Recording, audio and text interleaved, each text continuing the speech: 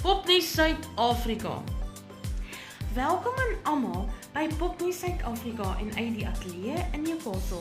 Sê ons julle moet 'n voorspoedige nuwe jaar ingaan. Danica. Hi almal. DIY of gekoop vir die maand is natuurlik die Holiday Barbie se uitrusting. Sjoe, amper vergeet ek van wat ons gekoop het. Ons het 'n nuwe teestelletjie bygekry. Simone. Baie dankie aan al die deelnemers vir die pampoen tema. Nou dat die tema klaar is daar oral oulike pampoengoedjies te sien. Maar nou vir ons volgende tema. Strawberry shortcake moet op die 6de Januarie van 2025 gelaai word, enige tyd. Danica. Daar is 'n collab vir die 26ste Februarie. Die tema is 1970 en 80 uitrusting wat deur susters gedoen kan word. As jy 'n sus het, maak jy vir haar 'n uitrusting en 'n bybehoor.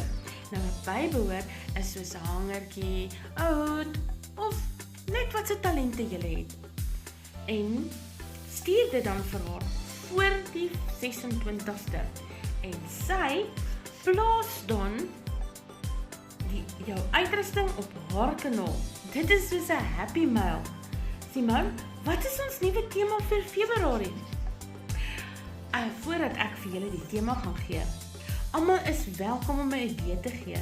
En as dan ons van die tema hou, kyk ons daarna en ons kan die idee dan vir julle gee.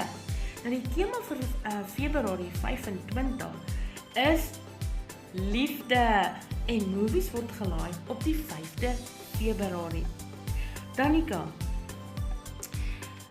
Julle kan ook die nuusgebeure volg op LL One of a Kind, uit Gauteng en Dol News International daar in die Noordweste. Besoek ook die ander popkanale en ondersteun mekaar met 'n mooi boodskapie. Simone. Die wat verjaar het in Desember, hoop julle het 'n lekker verjaarsdag gehad. En die wat nou in Januarie gaan verjaar, ek hoop julle gaan lekker verjaar en geniet dit. Soos julle weet, is dit die laaste popnuus vir 2024. En ons wil vir julle 'n voorspoedige nuwe 25 toewens. Sien julle weer dan vir die volgende nuwe popnuus vir die nuwe jaar, die 30ste Januarie 25. En van ons kant af hierso wil ons vir julle sê, bye!